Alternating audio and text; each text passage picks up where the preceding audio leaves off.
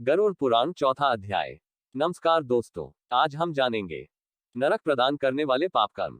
गरुड़ जी ने कहा, हे केशव, किन पापों के कारण पापी मनुष्य यमलोक के महामार्ग में जाते हैं और किन पापों से वैतरणी में गिरते हैं तथा किन पापों के कारण नरक में जाते हैं, वह मुझे बताए। श्री भगवान बोले, सदा पाप कर्मों में लगे हुए शुभ कर्म से विमुख प्राणी एक नरक से दूसरे नरक को, एक दुख के बाद दूसरे दुख को तथा एक भय के बाद दूसरे भय को प्राप्त होते हैं। धार्मिक जन धर्मराजपुर में 3 दिशाओं में स्थित द्वारों से जाते हैं और पापी पुरुष दक्षिण द्वार के मार्ग से ही वहां जाते हैं। इसी महादक खदाई दक्षिण मार्ग में वैतरणी नदी है, उसमें जो पापी पुरुष जाते हैं मैं तुम्हें बताता हूँ। जो ब्राह्मणों की हत्या करने वाले, सुरापान करने वाले, गोघाती, बाल हत्यारे, स्त्री की हत्या करने वाले, गर्भपात करने वाले और गुप्त रूप से पाप करने वाले हैं।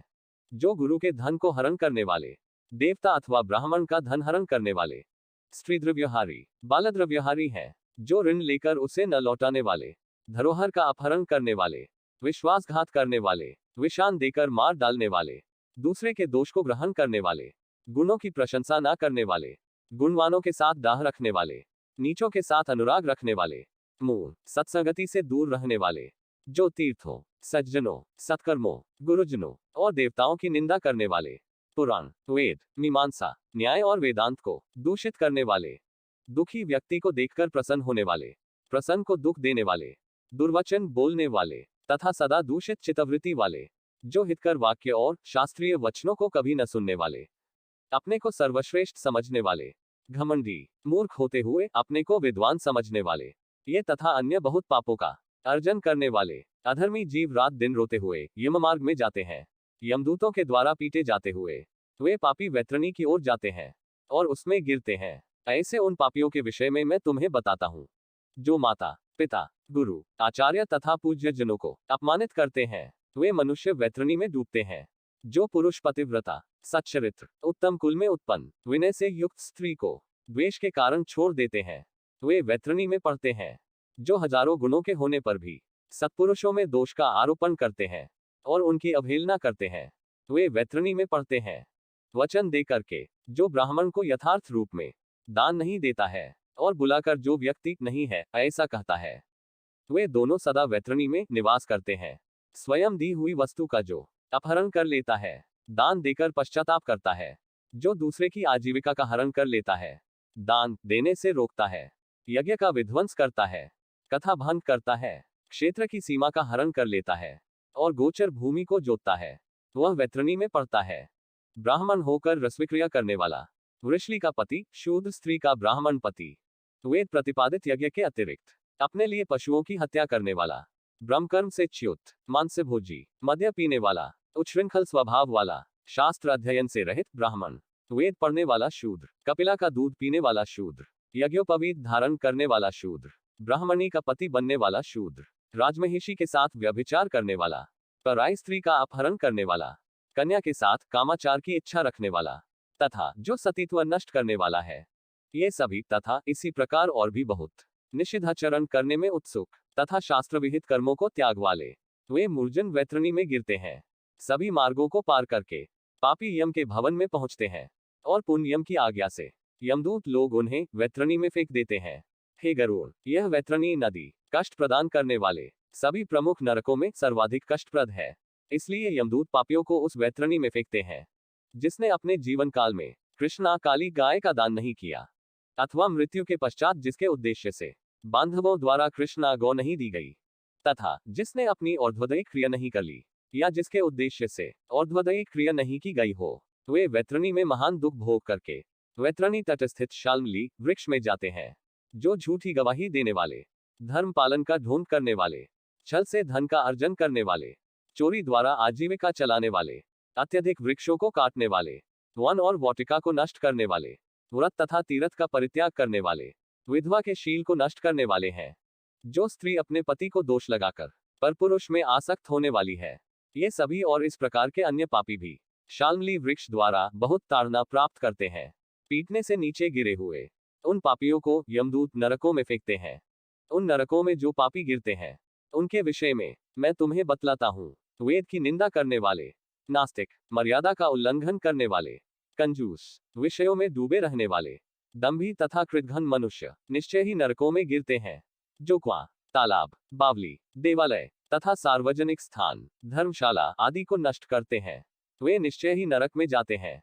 स्त्रियों, छोटे बच्चों, नौकरों तथा श्रेष्ठ जनों को छोड़कर एवं पितरों और देवताओं की पूजा का परित्याग करके जो भोजन करते हैं, वे नरकागामी होते हैं। जो मार्ग को कीलों से, पुलों से, लकड़ियों से तथा पत्थरों एवं कांटों से रोकते हैं, निश्चय ही वे नरकागामी होते हैं। जो मंद पुरुष भगवान शिव, भगवती शक्ति, नारायण, सूर्य, गणेश, सद्गुरु और विद्वान इनकी पूजा नहीं करते, वे नरक में जाते हैं। दासी को अपनी शैया पर आरोपित करने से ब्राह्मण अधोगति को प्राप्त होता है, और शूद्रा में संतान उत्पन्न करने से वह ब्राह्मणत्व से ही च्युत हो जाता है। वह ब्राह्मण धम कभी भी नमस्कार के योग्य नहीं होता। जो मूर्ख ऐसे ब्राह्मण की पूजा करते हैं, वे नरकागामी होते हैं। दूसरों के कलह से प्रसन्न होने वाले, जो मनुष्य ब्राह्मणों के कलह तथा गौओं की लड़ाई को नहीं रुकवाते हैं, प्रत्युत ऐसा देखकर प्रसन्न होते हैं अथवा उसका समर्थन करते हैं, बढ़ावा देते हैं, वे अवश्य ही नरक में जाते हैं। जिसका कोई दूसरा शरण नहीं है, ऐ पतिप्रायणा स्त्री के ऋतुकाल की द्वेषवश उपेक्षा करने वाले निश्चित ही नरकागामी होते हैं। जो कामांध पुरुष रजस्वला स्त्री से गमन करते हैं अथवा पर्व के दिनों, अमावस्या, पूर्णिमा आदि में, जल में, दिन में तथा श्राद्ध के दिन कामुक होकर स्त्री सिंध करते हैं, वे नरकागामी होते हैं। जो अपने शरीर के मल को आग, जल, उपवन मार्ग अथवा गौशाला में फेंकते हैं, वे निश्चित ही नरक में जाते हैं। जो हथियार बनाने वाले, बाण और धनुष का निर्माण करने वाले तथा इनका विक्रय करने वाले हैं, वे नरकागामी होते हैं। चमड़ा बेचने वाले, वैश्य, केश योनि का विक्रय करने वाली स्त्रियां तथा विष का विक्रय करने वाले, ये सभी नरक में जाते हैं। जो अनाथ के ऊपर कृपा नहीं करते हैं, सत्पुरुषों से द्वेष करते हैं और निरपराध को दंड देते हैं, वे नरकागामी होते हैं। आशा लगाकर घर पर आए हुए ब्राह्मणों और याचकों को पाकसंपन्न रहने पर भी जो भोजन नहीं कराते, वे निश्चय ही नरक प्राप्त करने वाले होते हैं। जो सभी प्राणियों में विश्वास नहीं करते और उन पर दया नहीं करते तथा जो सभी प्राणियों के प्रति कुटिलता का व्यवहार करते हैं, वे निश्चय ही नरकागामी होते हैं। जो अजितेंद्रिय पुरुष नियमों को स्वीकार करके बाद में उन्हें त्याग देते हैं, वे नरकागामी होते हैं। जो अध्यात्म विद्या प्रदान करने वाले गुरु को नहीं मानते और जो पुराण वक्ता को नहीं मानते, वे नरक में जाते हैं।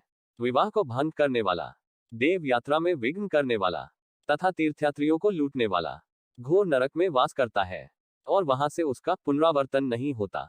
जो महापापी घर, गांव तथा जंगल में आग लगाता है, यमदूत उसे ले जाकर अग्निकुंडों में पकाते हैं। इस अग्नि में जले हुए अंग वाला वह पापी जब छाया की याचना करता है, तो यमदूत उसे असिपथ नामक वन में ले जाते हैं, जहां तलवार के समान तीक्ष्ण पत्तों से उसके अंग जब कट जाते हैं, तब यमदूत उससे कहते हैं, रे पापी, शीतल छाया में सुख की नींद सो। जब वह प्यास से व्याकुल होकर जल पीने की इच्छा से पानी मांगता है, तो दूतों के द्वारा उसे खौलता हुआ तेल पीने के लिए दिया जाता है। ऐसा उस समय उनके द्वारा कहा जाता है।